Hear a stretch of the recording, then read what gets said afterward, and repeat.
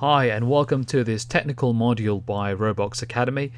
This is a brief guide on analog versus IP CCTV. So if you're looking at purchasing a CCTV system or would just like to learn a little bit more, please follow on.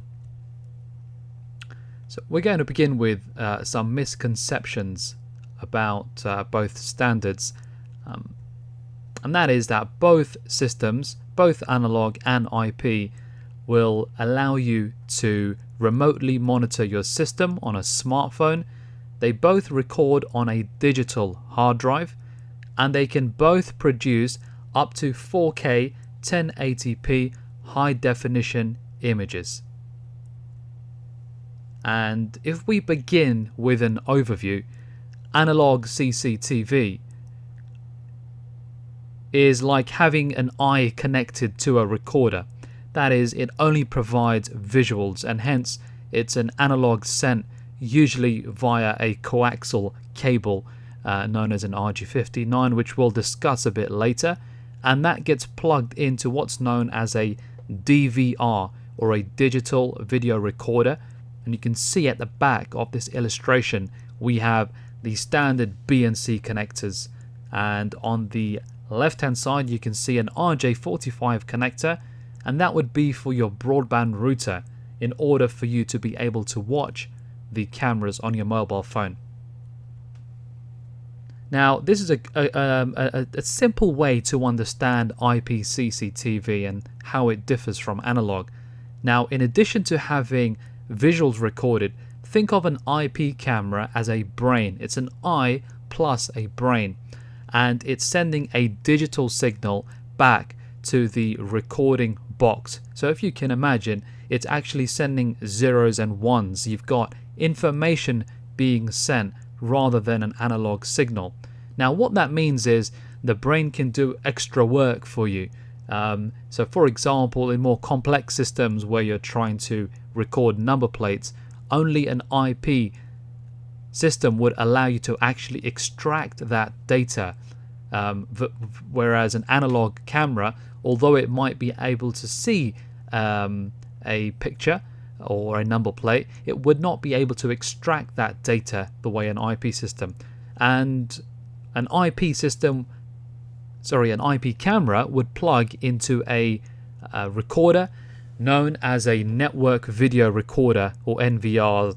You can see on the illustration on the bottom right hand side that you've got an RJ45 connectors, which you might be used to on your laptops and PCs, because that's how the camera is interfaced with the recorder.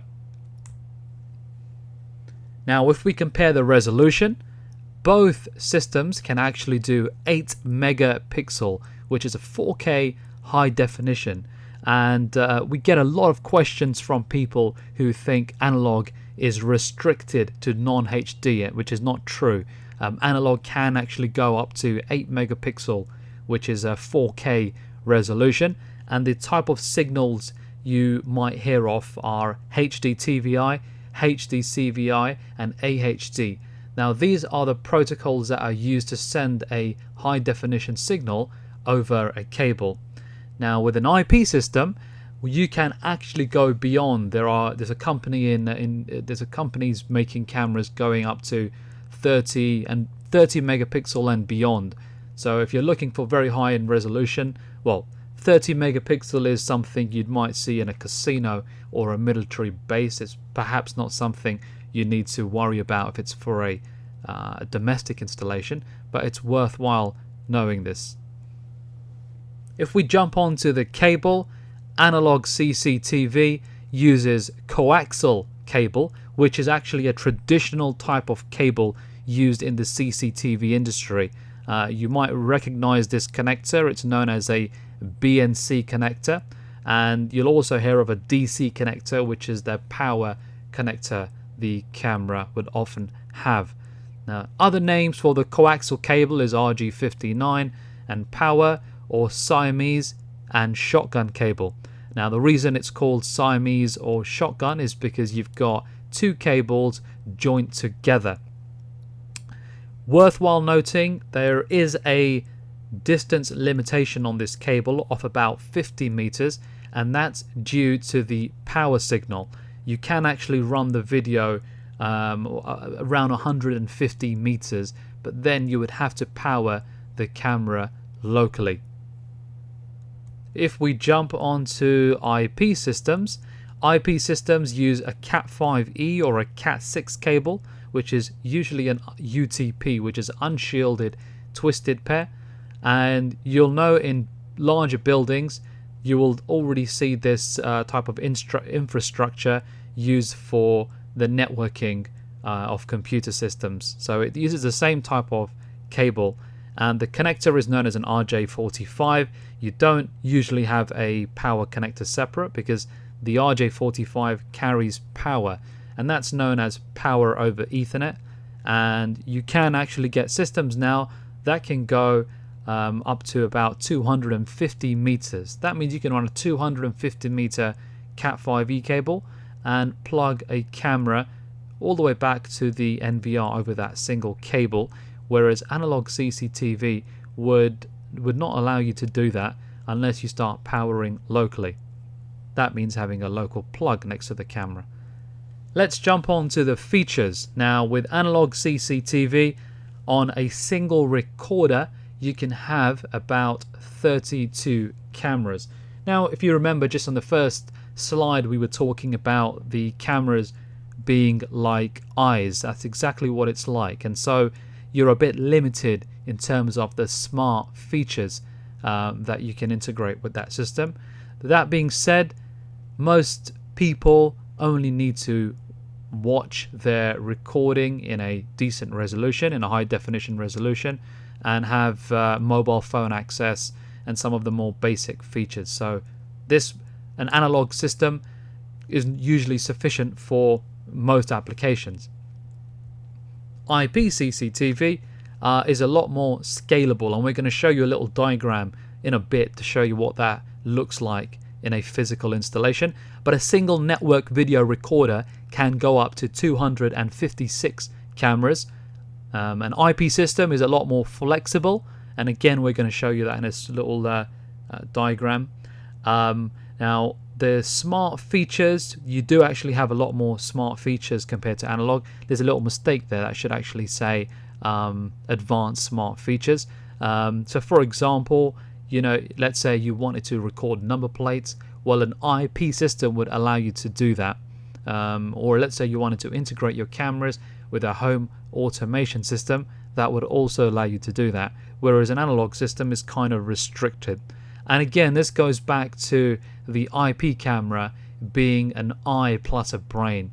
They're like smart devices, you can call them. And so you'll see some of the larger companies like Google Nest and Ring's camera, and there are various other brands like that. They are generally all IP cameras which would interface with your broadband router, whereas an analog system would require, if you can imagine, an eye being plugged back into a recorder. Now, just to show you, give you a sort of installation diagram, I guess. When you're scaling up with an analog system, you are restricted in the sense that your cabling can start to get a little bit messy, and that's because each camera requires a video signal going back to the recorder. So in this example where you've got a second building, imagine you wanted everything controlled on one recorder. You would have to run back 16 cameras all the way back to your recorder. If you compare that to an IP system, because it's based on networks which are addressable, you could essentially have one cable go into a second building. You could then fit a IP switch, and from there you could add your 16 cameras. Now you can imagine doing much larger installations, let's say in schools or casinos and larger public buildings, where IP systems would make more sense than analog. Now let's go into the benefits. I seem to have been bashing analog CCTV quite a bit, but it's not true. There are a lot of advantages that analog CCTV has. One of them is very low maintenance, and that's because the cameras are to some degree a lot more simpler than IP. They don't have complex brains ticking and IP signals. So your technical knowledge required for installation is a lot simpler than IP systems. Generally, you'll find some of the more cheaper systems are analog CCTV. And the other thing is, if you can imagine you've already got a system that you want to upgrade to high definition, if you have existing cabling like coaxial or shotgun cabling, then it would make more sense to utilize the existing cabling and upgrade to high definition rather than running new wiring. The other advantages you have are there's actually a new system known as power over coax.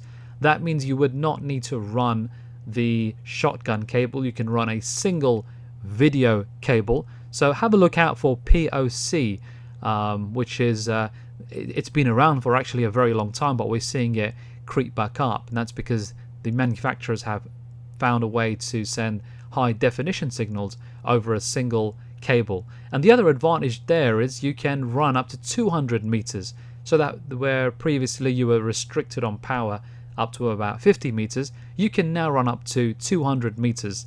The other advantage with analog systems is a lot of the recorders now, they do have hybrid features which actually allow you to add IP cameras at a later date if you require. Let's go on to IP CCTV. So it works with existing Cat5e wiring if that's what your office or school has. It's a lot more scalable, as we showed in the previous diagram. That means you can add and take away cameras without having to rewire much. You can just use the network infrastructure to do that. You've got home automation integration. So for example, let's say you've got a Control 4 or a Crestron system. You could use IP cameras and integrate them into your single smart device. There are a lot more smart features on IP CCTV. It's a lot more flexible, but it does require a little more technical knowledge. Now, I'm pretty sure any of you who are searching, you will find plug and play systems, and that's very well. But if you are looking to deploy more advanced systems, you are required to have a little bit more technical knowledge compared to analog CCTV. Now, we're going to give you a little example of a like-for-like comparison. So if you have a look at these visuals, you can see left and right. Left we've got an analog system, and right we've got an IP system. Now we've chosen the same camera model for this. They're both 8 megapixel at 4K resolution, and on the left hand side you've got the analog system, which, if you can imagine, is like having an eye. Now the eye can see the number plate, as you can see from the image there, without a problem. But on the right hand side you've got an IP system, which is like an eye plus a brain. Now what's the difference? The IP system, because of its digital capture, allows the footage to be interpreted and the data extracted. Now that means you could essentially extract a list of all the number plates that on let's say a gate or a barrier, and actually give you a full log, whereas an analog system would not allow you to do that. Although you could play back the footage and perhaps see the number plate, you wouldn't be able to extract the data out of it. Now the other thing IP cameras will tend to have, these types of IP cameras anyway, is a relay connection, which you could plug into your barrier or let's say a siren to automatically trigger. So any of you who go to the airport, you'll notice as you enter the airport car park, you will usually have your number plate captured by an IP camera, and on your way out that's usually connected to your gate system, which allows the gate to open. And that's because it's actually extracting the data from the image that it's seeing, and that's one of the main differences between an analog and IP camera. Now, final question is, which one do you want to go for? Which one is the right system for you? I guess the first thing is it depends on is, are you using it for a home or a business? And just a few questions to ask yourself is, the first is what type of security needs do you require? because both systems are good enough for high definition security. And if you just want to keep an eye on your premises and you want to have the functionality to watch on your phone at your convenience, well, both systems can do that. If you're looking to deploy a system which already has cabling in place, then it's worthwhile investigating what cabling you have, because if it's coaxial and power, it might save you a lot more money upgrading that system to a high definition analog system versus pulling that all out and having to rewire it. And vice versa, if you already have Cat5e Ethernet cable in place, then you might want to look at using that to basically put on an IP system on the existing infrastructure. Thirdly, what's your budget? Generally, analog systems are cheaper than the IP systems, and if you're on a budget, then an analog system might make sense. What sort of features are you looking for? Do you require number plate capturing or home automation integration or any other smart features? In which case you might want to start looking at an IP system. Are you looking to fit this yourself? Is this a DIY project? If so, have a look at both options. Most of the time, if you're getting a good deal, I guess that's going to be one of your major factors. But you might want to run that past some of the features above just to make sure you're not missing out on anything. And finally, are you looking to future-proof your system? Do you think your security requirements are going to exceed in about a couple of years? In which case, do you want to start? Do you want to invest in a system that will allow that future expansion? And just on that note, if you are looking for, let's say, a 4-camera system, it's always worthwhile going for a slightly bigger recorder, let's say an 8-channel. And that's because in the future, let's say you moved house, or in a business, let's say you moved business and you wanted to add extra cameras, you're not then having to spend an extra couple of £100 or a couple of $100 on a new recorder. You'll have the capacity to add that. So it's all worthwhile thinking about the future when you're looking at a system. Thank you for watching. This is a video by Roblox Academy. If you do have any questions, please leave it in the comment section below.